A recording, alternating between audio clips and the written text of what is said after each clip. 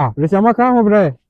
Ofana say dey Antonio egusuto. Na yan titi a obeden de kana kwa adwuma. Na me sidi asem ofa me de ne abaye ne say edru sa time we ya.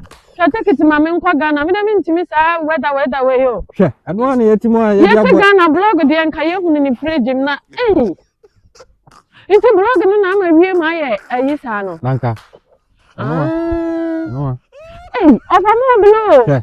Hunu fe. Nya hunu fe. Bese ne niam kwatete ka no ho na. Ofa na di me sidi asem kula ni ame da me profit yo. Ba krum ha che. Nti e wo se e no ho na ma je tata.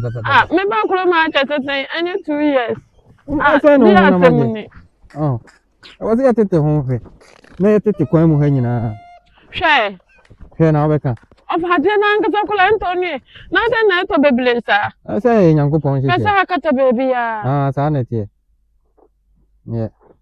Animia e beti kwan mu ha nyina. Na na bi nto Ghana. Ghana no ya twitwa nua na e wo ho nyina entia. International nto na. Nti ye dua nua suno. Dua nua suno beto. Ade we ya nkata no aka ye bewu. Ghana ye bi na ye nya ni ntam na wo bum di enia. Me. Ade atete kura